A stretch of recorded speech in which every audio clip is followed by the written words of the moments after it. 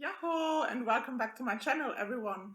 My name is Mara and today we are going to talk about a movie that I was very excited to watch, and that is the 2021 movie Nobody with Bob Odenkirk.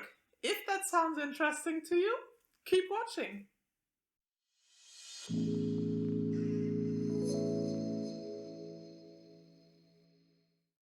Yeah, guys, today I'm going to talk about the 2021 movie Nobody with Bob Odenkirk. The movie has a rating of 16 because it is quite violent and bloody, so keep that in mind if you're under 16 years old. The movie is about 1 hour and a half long, which was kind of disappointing to me because I definitely would have loved to see a 2 hour movie. You know, the quality is good, let me say that, but I'm going to get into that in a little bit. The release date was July 2021, like I said, and thanks to the Panini, I was not able to go to the cinema, and when I was able to go to the cinema in end of August, I think beginning of September, it was sadly not available in cinemas anymore, which is quite a shame. Specifically after watching the trailers and after now having watched the movie, I have to say it is definitely a movie that I would have loved to watch on the big screen. I mean, Shoganai, which is Japanese and means basically it can't be helped. The situation is not changing anymore, so I just have to accept it. Nobody was actually co-produced by the main actor, which is Bob Odenkirk. And if you don't know Bob Odenkirk, then you've probably never watched Breaking Bad or Better Call Saul. Shame on you, because those are amazing series. One of my favorite series in general, I have to say, specifically Breaking Bad. Anyways, the movie Nobody is an action thriller, like I said, about 1.5 hours long, and after I've watched the trailers back then, I was definitely hyped for the movie. It looked so good, the action looked good, Bob Odenkirk, definitely a different type of Bob Odenkirk than I've ever seen before.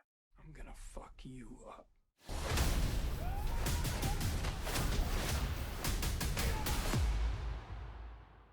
Who the fuck are you?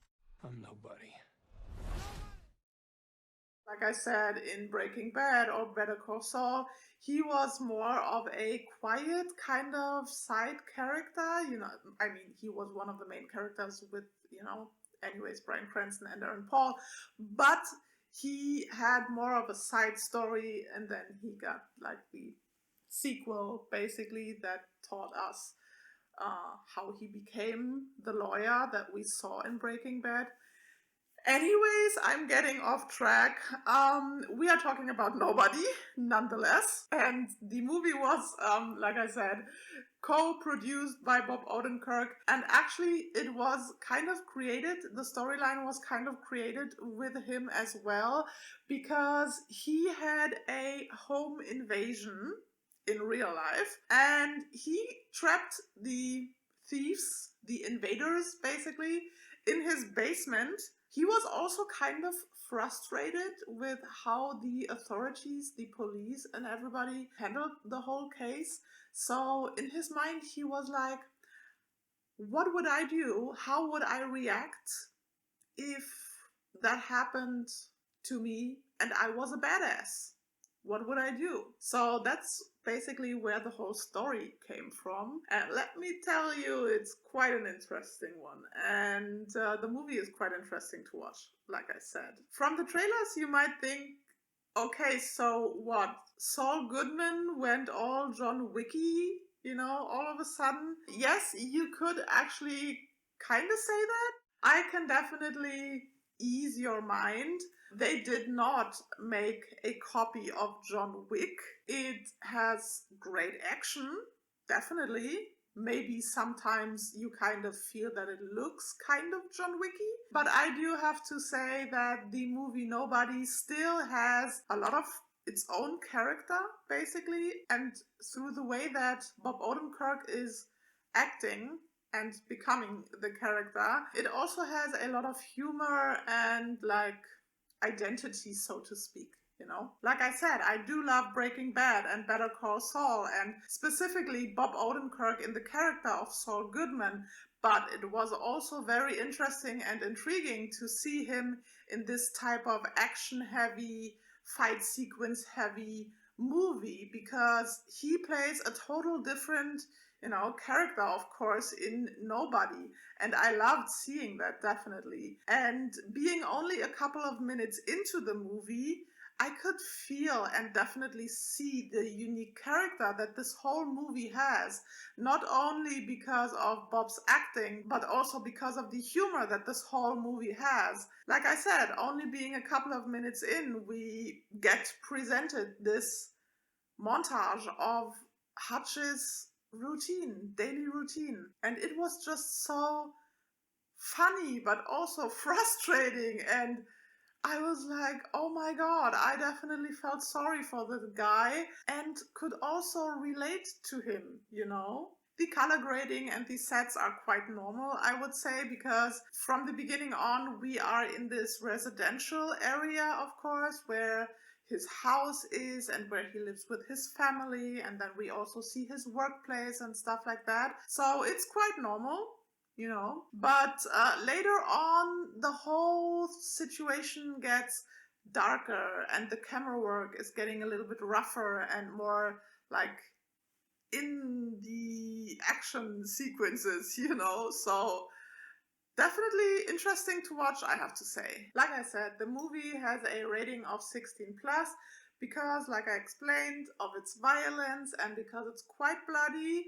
Especially in the last 15 to 20 minutes, we see a bunch of blood, a bunch of violence, a bunch of headshots, which reminded me a little bit of John Wick because, let's be honest, John Wick, he just shot everybody in the head.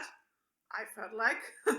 In general, though, I have to say, we do have a bunch of characters that I didn't really care for. Of course, we have Hutch, which is Bob Odenkirk's character. We have his wife and his son.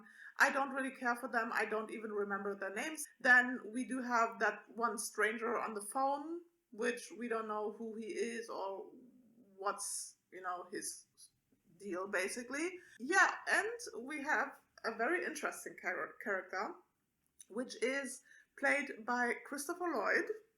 And he is Hutch's dad, and when we first saw him, I was like, so that's it? We are getting Christopher Lloyd, and he's just playing an old man? Okay, interesting choice. Like I said, I'm not going to spoiler anything here. You have to watch the movie yourself. This whole movie is accompanied by very cool tunes, a great soundtrack with a bunch of classics, like a Tchaikovsky piece, which I totally didn't expect. We also have Louis Armstrong and Nina Simone, as well as Heartbreaker by Pat Benatar. I have to say, I definitely enjoyed Nobody. I was waiting a couple of months to watch it, like I said, because I missed it in cinemas, and I am definitely here for it. I would like to see a part 2 and 3 because I really enjoyed Bob Odenkirk in this different, sense, in this different type of character. And I do feel like he's quite a good action actor. So I would definitely love to see more. I also do feel that there is potential for a second movie at least, because I would like to learn more about his past. So let's do it. Let's go. I want to see more. Like I said, I waited a couple of months to watch Nobody, and I'm still quite sad that I can't watch it on the big screen. I had to watch it on my small TV, and let me tell you, it is quite small. I think it's not even 60 inches. And yeah, the sound is also like meh, okay. But anyways, I'm definitely happy that I bought the movie because it is not the first time, not the last time that I'm going to watch this, and I'm going to show it to other people as well. I recommended it already to a friend of mine, and he watched it and he was quite into it as well. So if you would like to watch Nobody, hit up Apple, hit up Amazon, hit up Google, type in Nobody. Maybe you have to type in Nobody 2021, and then you can find it for, I think, about $14. That's how much I paid for it. It is definitely worth your money, I feel like. And yeah, for today, that's it, guys. I hope you enjoyed my little review for Nobody. I definitely recommend it to you, like I said. And I hope you have a bunch of fun watching movies, enjoying TV shows, and until my next video, stay real, keep it real, and bye-bye.